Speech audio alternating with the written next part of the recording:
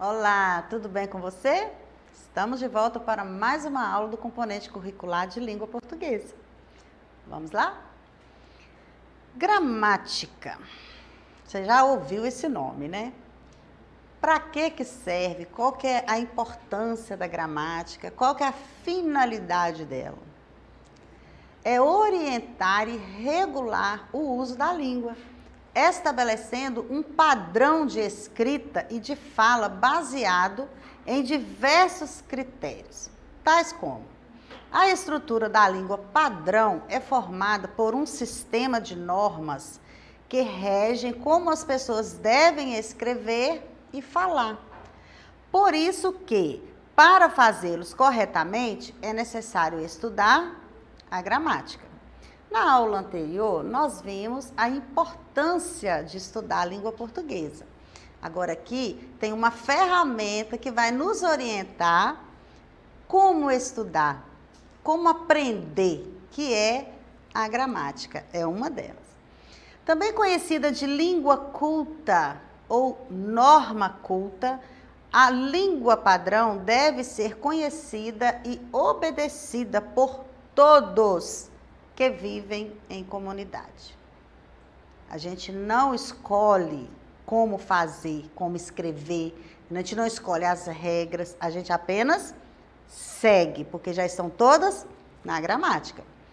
Entender a gramática possibilita o conhecimento cultural acumulado por séculos pela humanidade, como artigos científicos, obras literárias, discursos políticos, jornais e etc. O estudo da ortografia não diz respeito à língua falada. Ortografia, por quê, gente? Orto significa correto e grafia, escrita. Então, está relacionado à escrita. E a gramática está sempre evoluindo. 4 tipos são identificadas na língua portuguesa. Então, nós temos a gramática normativa, a descritiva, a histórica e a comparativa. Vamos ver um pouquinho sobre cada uma delas. A normativa, que é essa que nós estudamos nas escolas, pois é ela a responsável por estabelecer o que é certo e errado em relação à norma culta, se opondo à forma como a língua é usada popularmente. A descritiva, esse tipo de gramática, respeita o uso oral temporal da língua, ou seja, é responsável por investigar fatos da língua e não determinar erros e acertos. A histórica estuda a história da língua, envolvendo a sua origem e evolução ao longo do tempo. E a comparativa, que faz a comparação das gramáticas da mesma família.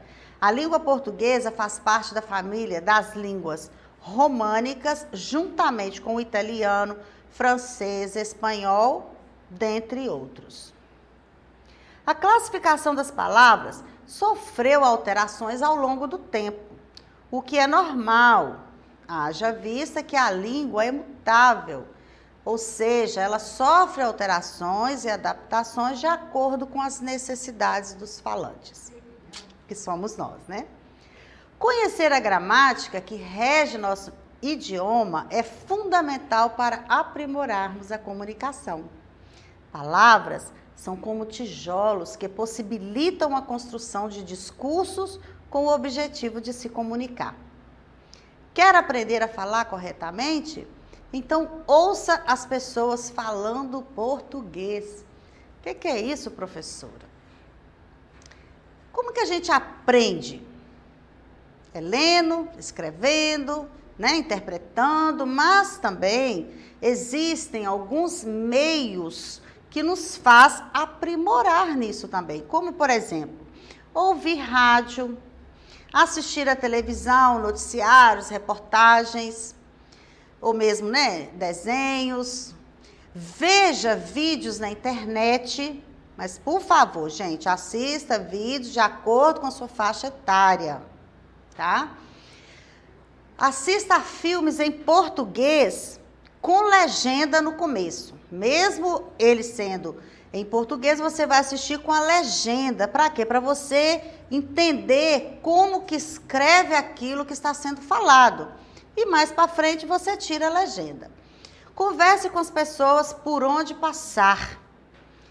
Aplicativos, tantos aplicativos também nos orientam e nos ajudam nessa questão. O Kiss de português é um aplicativo de perguntas e respostas que abrangem as divisões da gramática e as regras gerais de construção textual, como os métodos de coerência e coesão. Tá aí uma dica para você. O dicionário, o uso do dicionário com frequência nos leva a descobertas também de como escrever as palavras corretamente, brincadeiras, palavras cruzadas, enfim. Temos que estudar, temos que ler bastante, ouvir também, para nós aprimorarmos a nossa escrita. Conclusão: interaja e busque comunicação com regularidade. Só a prática pode treinar e refinar o seu ouvido.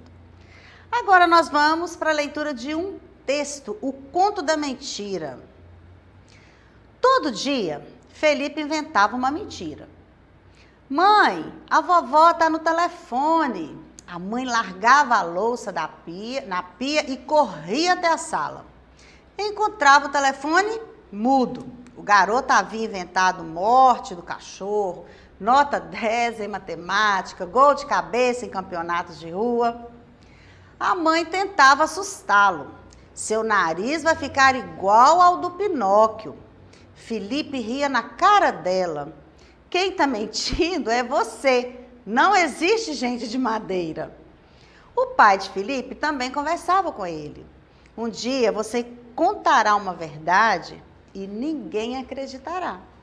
Felipe ficava pensativo. Mas no dia seguinte, então, aconteceu o que seu pai alertara. Felipe assistia um programa na TV. A apresentadora ligou para o número do telefone da casa dele. Felipe tinha sido sorteado. O prêmio era uma bicicleta. É verdade, mãe. A moça quer falar com você no telefone para combinar a entrega da bicicleta. É verdade, né? Ele insistia. A mãe de Felipe fingiu não ouvir. Continuou preparando o jantar em silêncio. Resultado: Felipe deixou de ganhar o prêmio, então ele começou a reduzir suas mentiras, até que um dia deixou de contá-las. Bem, Felipe cresceu e tornou-se um escritor, voltou a criar histórias. Agora, sem culpa e sem medo, no momento está escrevendo um conto. É a história de um menino que deixa de ganhar uma bicicleta porque mentia. É um texto de Rogério Augusto. Vamos entender um pouquinho esse texto. Felipe começou a reduzir suas mentiras por quê? Ele era muito mentiroso, gente. Mas quando é que ele se tocou, digamos assim? Quando é que ele pensou assim, não, eu tenho que parar de mentir um pouco? O que aconteceu para ele chegar nesse pensamento?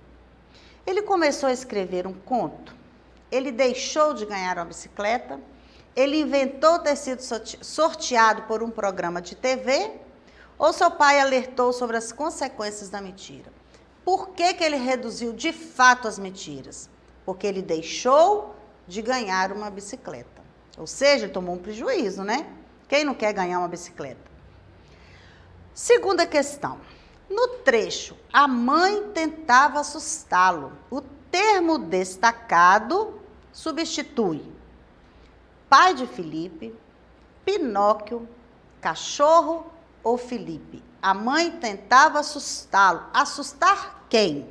O Felipe. No desfecho do conto, ficamos sabendo que Felipe continua contando mentira para os seus pais, decide ler todos os livros sobre o Pinóquio, torna-se um escritor e volta a criar histórias, ou escreve um livro de normas para o campeonato de rua. Qual a informação que o texto nos traz sobre isso? Ele torna-se um escritor e volta a criar histórias. Com base no texto, pode-se dizer que Felipe, quando era criança, costumava fazer o quê? Escrever, estudar, obedecer ou mentir? Mentir, né?